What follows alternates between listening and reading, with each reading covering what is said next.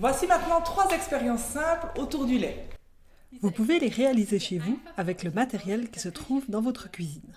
Les marches à suivre et le matériel sont détaillés sur les fiches de travail qui accompagnent ces films.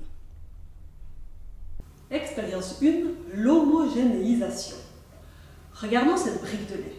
Il y est écrit « lait homogénéisé ». Mais qu'est-ce que cela veut dire?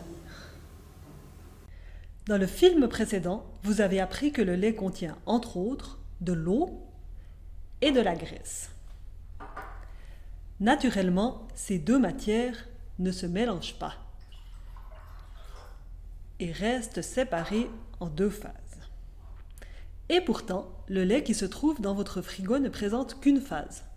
Cette expérience va nous aider à comprendre pourquoi. Nous avons versé de l'eau et un peu d'huile dans 3 tubes. Nous essayons de les mélanger de 3 manières différentes. Premièrement, en remuant avec une cuillère. Deuxièmement, en agitant. Et troisièmement, en le faisant passer à travers un vaporisateur.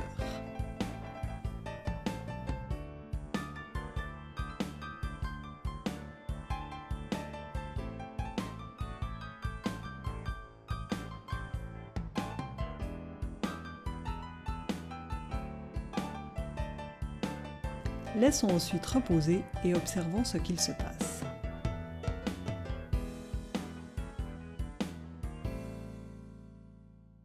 Après 5 minutes, les solutions remuées et secouées sont à nouveau séparées. Le mélange vaporisé reste blanc et homogène. Nous l'avons vu, l'eau et la graisse se mélangent mieux lorsqu'elles sont vaporisées. En passant à travers les petits trous, les gouttelettes de graisse deviennent plus petites et se groupent plus durablement à l'eau. C'est le même processus qui est utilisé pour homogénéiser le lait, mais dans des grandes machines et avec une pression très forte. C'est pour cela que, lorsqu'il est écrit « homogénéiser » sur votre brique de lait, l'eau et la graisse ne se séparent pas. Sans ce traitement, une couche de graisse de lait, aussi appelée crème, se forme à la surface du lait. Expérience 2, le caillage. Comment faire passer le lait de l'état liquide à l'état solide pour par exemple fabriquer du fromage? On fait cailler le lait. Dans cette expérience, nous testons une méthode de caillage. Commençons par chauffer 1 décilitre de lait jusqu'à ce qu'il commence à s'évaporer à environ 70 degrés.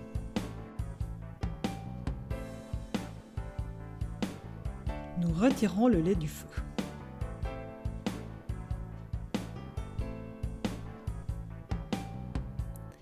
Dans le lait chaud, nous ajoutons 1 cuillère à soupe de jus de citron.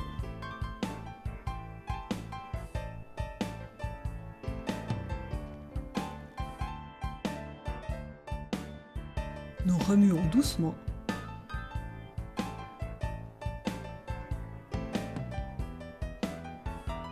Et laissons reposer environ 2 minutes.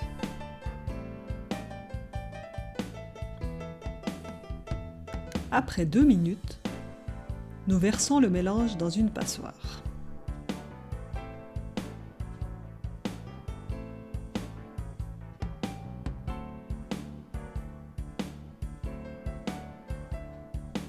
Pour faire sortir le liquide restant, nous pressons légèrement avec une cuillère. Dans la passoire, nous voyons une partie solide.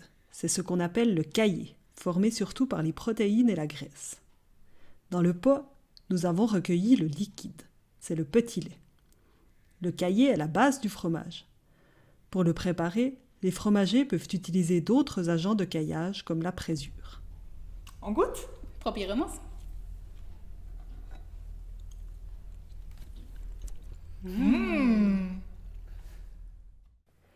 Mais que s'est-il passé lorsque nous avons ajouté le citron dans le lait?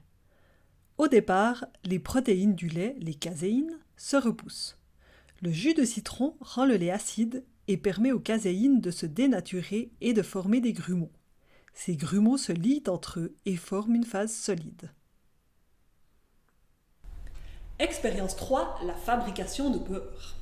Pour faire du beurre, c'est simple.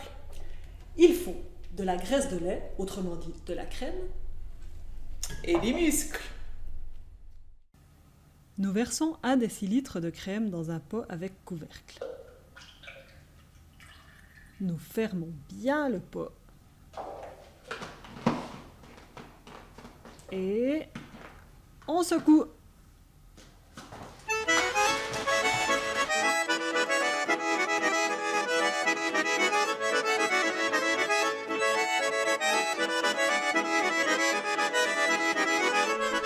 Regardons maintenant ce qu'est devenu notre crème.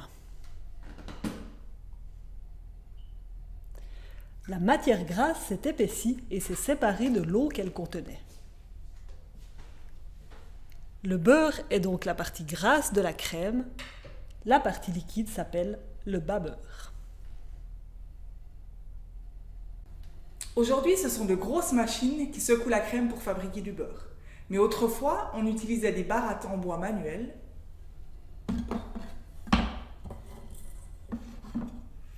Il fallait beaucoup de temps et d'énergie pour fabriquer du beurre.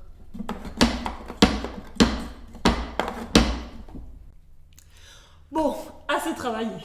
Genug experimentiert. Il est temps de déguster. Une tartine au beurre. Ein Butterbrot.